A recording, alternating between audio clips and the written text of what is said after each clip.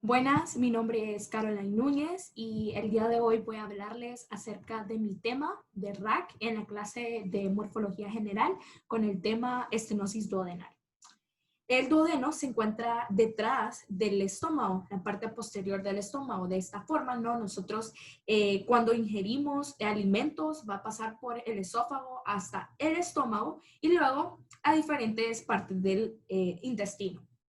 Ok, ¿qué es la estenosis? Entonces, o la estenosis duodenal, ¿no? Entonces, la estenosis es un bloqueo del tubo que está parcialmente cerrada o que esto es parcialmente cerrado, ¿no? Y también en ciertos casos se produce una atresia, que es un bloqueo completamente o totalmente del tubo. Esta obstrucción, ¿no? Se da debido al adelgazamiento de la luz del duodeno. Eh, y esto hace o esto evita que el contenido del estómago no pase al estómago debido a ese estrechamiento, a esa obstrucción, a ese adelgazamiento, ¿no? La estenosis duodenal es una enfermedad no poco común, es inusual en el sistema digestivo, pero realmente generalmente no se presenta sin causa obvia.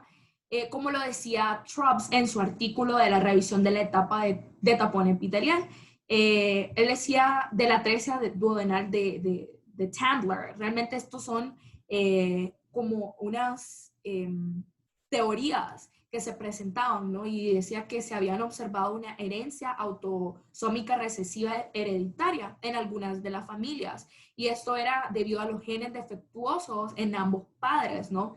Pero realmente son teorías, no algo 100% comprobado o algo certero, ¿no? También los casos que se han presentado con esta enfermedad han desconocido la causa como exacta de esta, aunque se cree ¿no? que se puede deber a una lesión del duodeno causado por un suministro sanguíneo insuficiente, pero eso durante el embarazo, lo que resulta en una estenosis duodenal o falla en la recanalización de la luz duodenal. Esta malformación o esta enfermedad presenta diversas características, diversos signos, diversos síntomas. Uno de ellos, como el principal, es el vómito del bebé, un vómito incesante. Pero también está la deshidratación, que el bebé puede como deshidratarse porque no puede ingerir nada y esto lo que hace que causa como un desbalance de los electrolitos. También en la orina hay una ausencia de orina después de las primeras micciones. También está la distensión abdominal, que esto hay como una distensión, pero en la parte superior del abdomen del bebé. También está la ictericia, que se dice que el 50% de los bebés presenta ictericia, que es un color amarillento de la piel, ¿no? También esto se asocia como con un aumento de la bilirrubina en casi todos los bebés, especialmente si esto no se diagnostica oportunamente. También la prematuridad, que esta se da también en el 50% de los bebés nacidos con estenosis o con malformación, son prematuros. También hay una asociación con otros padecimientos, tales como bueno, esta estenosis se asocia generalmente, ¿no? A otros problemas gastrointestinales o del tracto biliar y a otras anormalidades en el sistema del intestino, en el sistema del organismo, perdón. Entonces, las obstrucciones, cabe mencionar que las obstrucciones como más graves pueden manifestarse realmente durante varios meses o incluso varios años, pero esto es después del nacimiento.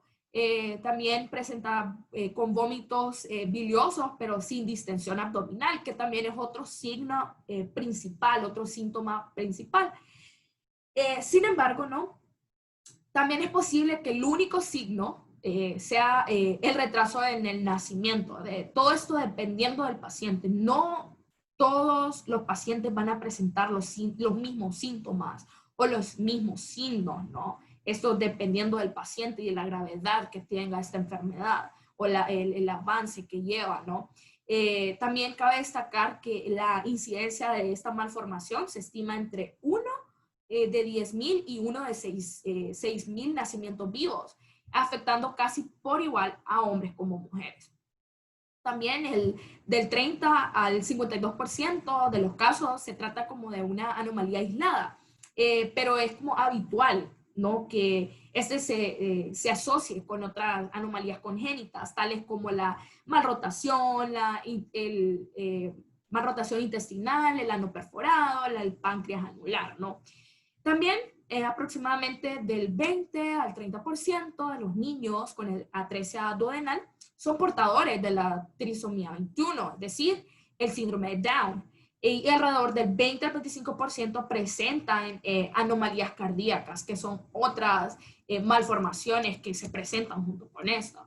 En mi artículo principal, hay un caso, ¿no? Presentaban un caso de un bebé de 4 días de nacido que presentaba estenosis duodenal y membrana duodenal simultánea, y los autores decían, ¿no? Que esa coincidencia entre estas dos malformaciones era como una rareza, y eso hacía que el diagnóstico de la enfermedad fuera como más único y fuese desafiante a la hora de resolverlo, ¿no? Y una afección, esto es como una afección similar a la membrana duodenal. Y esta se presenta, ¿no? Por el resultado de una recanalización fragmentaria o incompleta de la luz del duodeno. Esta malformación se produce entre la 8ª y la 10ª semana de gestación. También el caso que fue presentado informa que la niña, ¿no? Presentó vómitos biliosos y terminantes. Era uno de los signos y uno de los síntomas que había mencionado anteriormente. Y a causa de esto no había como una deficiencia en la ingesta oral, debido a que el estrechamiento no dejaba que ella, que la alimentaran, ¿verdad?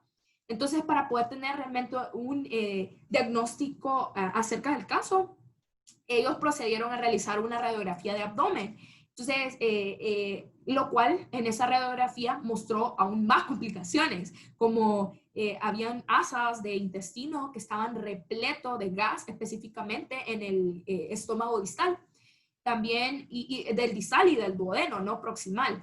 Esto era como signo era dando una señal de la burbuja, de la doble burbuja, que también es otro síntoma de esta malformación. Y se llama así, ¿verdad? Porque son 2 burbujas y un número 1 corresponde al estómago y la otra corresponde al duodeno, que hacen una conexión o se concatenan, ¿no? Hasta donde estaba la estenosis, donde estaba la malformación. Y este signo, cabe mencionar que es notorio posterior al nacimiento.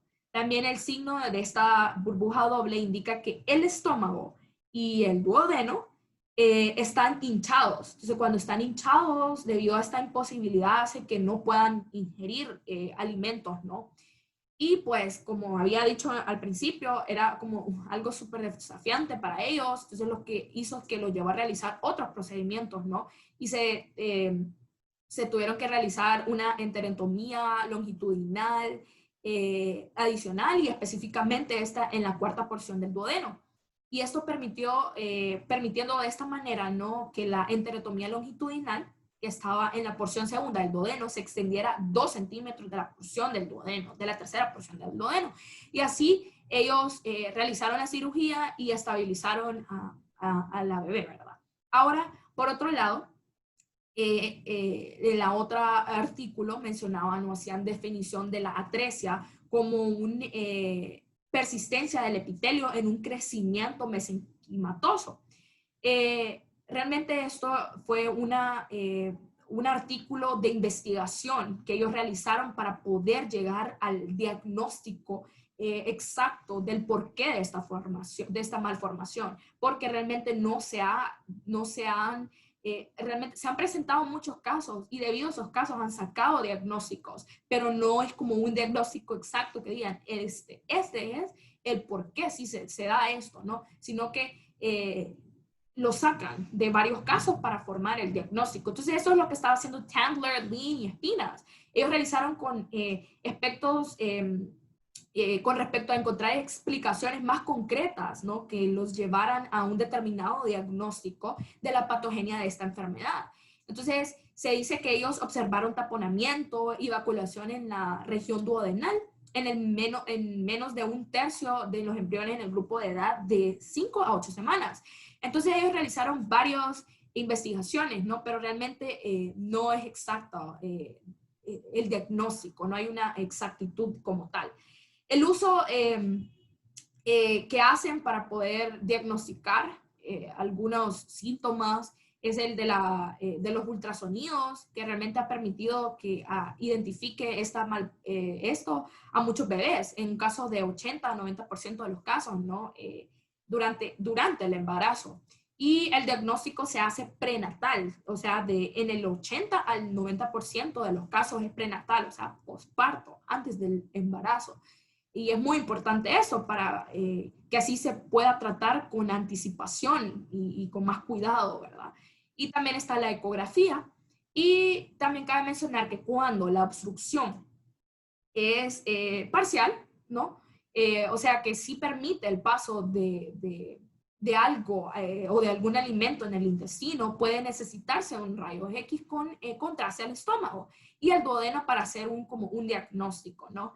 También la atresia de duodeno se ha relacionado también con esta malformación, no solamente con el síndrome de Down, sino que también con el síndrome de Thatcher, que estos son defectos de la vértebra, anomalías del riñón y otras, también las congénitas, enfermedades congénitas del corazón, que están relacionados con esta patología de igual forma.